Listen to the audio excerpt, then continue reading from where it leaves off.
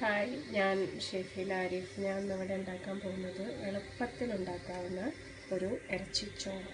ഇതിന് വേണ്ട സാധനങ്ങൾ: സവാള 2 തക്കാളി 2 പച്ചമുളക് കീറിയത് ഒരു 6 ഇഞ്ചി പച്ചമുളക് ചതച്ചത്, പിന്നെ ബീഫ് ഉപ്പും മഞ്ഞൾപ്പൊടി ഇട്ട് വേവിച്ച് വെച്ചത്, പിന്നെ കുറച്ച് മഞ്ഞൾപ്പൊടി, കുറച്ച് മല്ലിപ്പൊടി, കുറച്ച് ഓയിൽ, കുറച്ച് ഗരം മസാല, പിന്നെ റൈസ് 2 ഗ്ലാസ് വെള്ളത്തിൽ കുതിർത്തത്. ഇനി എങ്ങനെ ഉണ്ടാക്കാൻ നോക്കാം. ഒരു പാന് ഗ്യാസിൽ വെച്ച് ചൂടാക്കാൻ വെക്കുക. അതിലേക്ക് കുറച്ച് ഓയിൽ ഞാനിവിടെ വെളിച്ചെണ്ണയാണ് യൂസ് ചെയ്യുന്നത്. നിങ്ങൾക്ക് എന്ത് ഓയിൽ വേണമെങ്കിൽ യൂസ് ചെയ്യാം, നെയ്യ് ഉപയോഗിക്കാം, എന്ത് വേണമെങ്കിലും ഉപയോഗിക്കാം.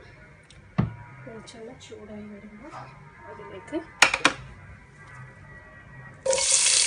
സവാള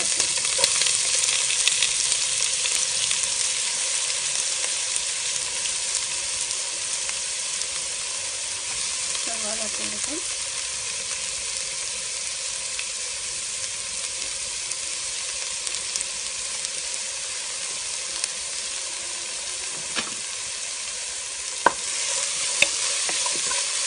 ഒന്ന് ഇളക്കി കൊടുക്കാം. പെട്ടെന്ന് വഴഞ്ഞു വരാൻ വേണ്ടിയിട്ട് കുറച്ച് ഉപ്പിട്ട് കൊടുക്കാം.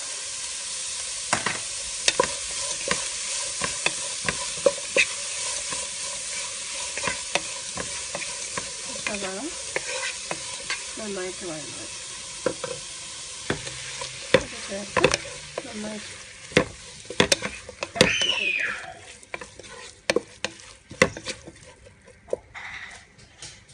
ഇളക്കി കൊടുക്കാം.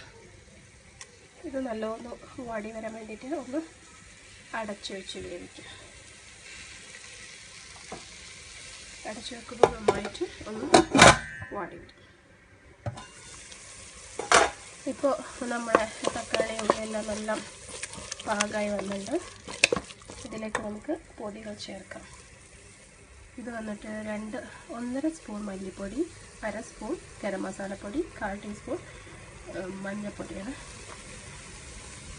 ഇത് ഇതിലേക്കിട്ട് നന്നായിട്ട് യോജിപ്പിച്ചു കൊടുക്കുക. മസാലയുടെ ഒരു പച്ച നിറം മാറിയിട്ട് ഒന്ന് വരുന്നവരെ വഴറ്റും.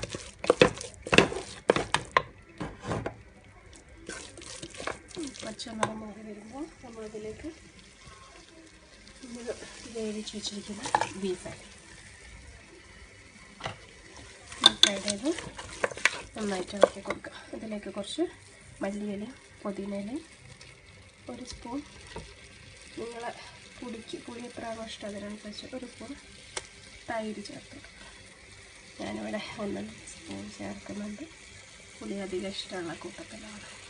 അത് നിങ്ങളിഷ്ടം പോലെ, സ്പൈസിയൊക്കെ നിങ്ങളിഷ്ടം നല്ലോണം യോജിപ്പിച്ച് ഈ ടൈമിൽ നമുക്ക് ഉപ്പും എരിവും എല്ലാം പാകമൊന്ന് നോക്കാവുന്നതാണ്. എന്നിട്ട് നല്ലപോലെ ഇത് ബീഫിലൊന്ന് പിടിക്കാൻ വേണ്ടിയിട്ട് ഒരു 5 മിനിറ്റ് അടച്ചു വെച്ച് വേവിക്കാം.